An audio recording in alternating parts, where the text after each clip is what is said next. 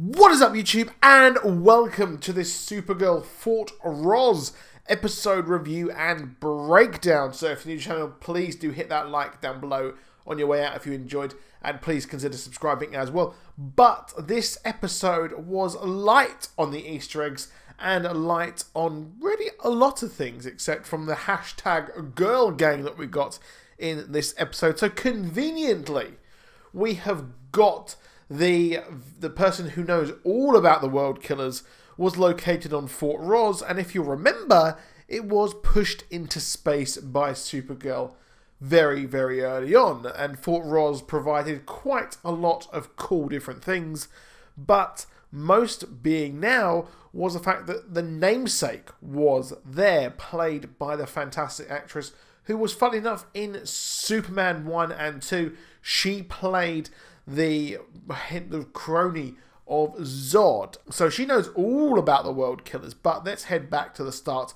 of the episode where we have Fort Roz has been pushed into space, like I said, conveniently into a place where not only has Supergirl not got any powers, but dudes cannot actually go there. So, hold on. People with a Y chromosome cannot go there. So yeah, that before we get into the debate on gender fluidity and all that business, it's a biological fact, is the fact that the people with Y chromosomes cannot actually go to this blue planet, this blue dwarf thing.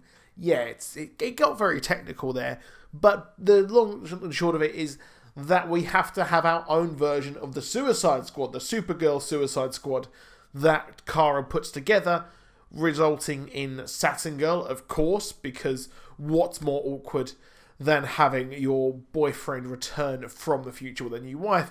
Oh, that's it, going on a life or death mission with her in space, along with Livewire, who I absolutely loved. Livewire, she's a great character, fantastic female character for the show, and it's nice to see her return. Her powers here just looked amazing. It seemed like they had more of a CGI budget for this episode, because the way she had the lightning into kind of rope things, whatever, looked really, really good. Fort Roz looked amazing. Maybe they got those sets just lying around somewhere, just taking up space, and like, oh yeah, let's use them again. So Supergirl has to form this. We get Psy as well from Jane the Virgin, or good old Petra from Jane the Virgin. Don't ask me. Sorry, but my girlfriend watches that, and I usually end up sitting there while I'm on my iPad or something, just watching those shows with her. But it's really cool. I really did like Psy in like the episode that we got her. She's a really interesting character, and like what they're doing with these shows, where they're taking these very, very kind of small villains, like we had over on The Flash with Hazard. I like what they're doing, and just changing them a bit, to be honest. I'm gutted this season we haven't got more Morgan Edge. It seems like that he is really not used that much. I really did like Morgan Edge. I like the actor who plays him, which is a real shame we don't get to use him that much. And he is seemingly this season's version of Maxwell Lord, which was a real shame we never got to see more of him. Where is he? Where's Maxwell Lord? It's just a shame we don't actually get him. But the Suicide Squad are in space, so more of the space action here. I do like it when Supergirl goes to space, because we never really see much of this. And you know what? Sometimes the whole powers taken away thing can be really, really lame a lot of the time. You see, and a lot of the time they have to really step up the B cast, or the supporting cast characters have to step up, which really we got here with Win, and we also got with the own Suicide Squad with Psy now possibly becoming a hero, which I thought was pretty cool. Maybe she will be reformed and join maybe Team Supergirl perhaps, which would be really, really fun. But the whole thing, the show felt a bit flat for me. We never got to see much of, or hear much of Fort Roz. It just felt convenient that all the guys were killed as well, which, yes, they would all have to perish if, well, all guys were being killed as well. So there is that, which explains why there's no guys, and why there doesn't seem to be that much resistance on Fort Roz. for a Supergirl who had to actually, you know, bring a really superpowered team to Fort Ross, there really was little resistance. We had the one girl looking like she'd just come straight from the set of the 100, straight from really anywhere, but Supergirl. It just looked really weird.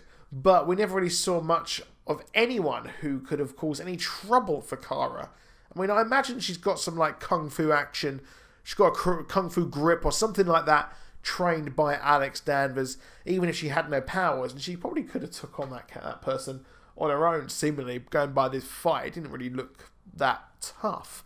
But obviously, they had Rain at the end, so that's why she'd need that team. I know. But you would think that there'd be a bit more of a threat. And the Roz woman, I can't remember the first part of her name, but she didn't provide much information. She just talked in bleeding riddles. So there wasn't much mythos and lore surrounding Roz or anything. We didn't really learn much, if anything at all. But this was very much a stealth female feminist, if you want to call it that. I'm not going to call it a feminist episode. I'm not going to call it that. But it was a stealth all-female episode, which it did the job. I think in that regard, it did a really, really good job at sticking to that. And all of the female characters in here were amazing. It's better than the kind of female feminist episode that we got of The Flash, which was very overt in its feminism. And really, this is what Supergirl needs now, especially in the whole Me Too thing, in the whole Andrew Kreisberg. It needs to focus on its strengths, which is a lot of its female villains and a lot of its female characters. Granted, we didn't get any much more Lena, but she's going to be in the next episode. So there is that. So we're going to get more of Lena upcoming in episode 12, who I think is great. Hopefully they're going to get rid of that Jimmy Olsen kind of storyline. I think that's absolutely terrible. But her and Lena just doesn't work. But more on that next week. So the episode, it was strong. I did really, really like the banter between Brainiac and Winn as well. I just like Winn. I really think he's a great character. And if you've seen Greatest Showman, can you let me know where he was in that film? Because I know he was supposed to be in that film, but I did not see him at all. But him with Brainiac 5 was great. But the one trope, see, I like Brainiac 5. A lot of people don't. But the problem is, he comes in, he has the same trope of, dude comes from the future, oh, this tech is wacky, man. Like, what is this, an 8-track tape player? What? I was just like, yeah, obviously all their stuff is old. Because, well, you're from the damn future. So surely you should be super bleeding smart and being able to make something out of absolutely nothing. But they went the route of Winn being the source of reason, and Winn really did kind of need a win and something really to do this season. He's not really done much, really, has he? But yeah, there is maybe the rest of the season for him to come good, and maybe we do know that Guardian is returning as well. Yay, I cannot wait for Guardian to return. Yeah, I think it's a bit of a crappy character. But we learned that there are more world killers, which, to the surprise of no one, we've got like Purity and that kind of, yeah, so Purity's the next one coming. We saw her at the end of the episode. I don't know if you watched my video at the weekend on Saturday, I believe it was, where I talked about that there are 5 world killers. So there are 5 world killers, and well, there's obviously room for more here. So they're going a bit different here. They're going a different route, the TV show. They're making them all seemingly super powered and probably all going to look a bit like Rain, unless they actually have different sort of suits or whatever.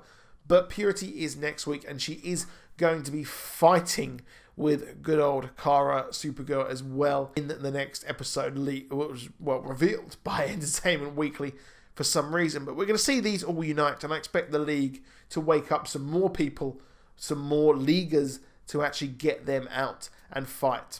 So that is it for this video. I do have my Game of Thrones experience vlog coming very soon. I just need to edit it at some point. So that is it.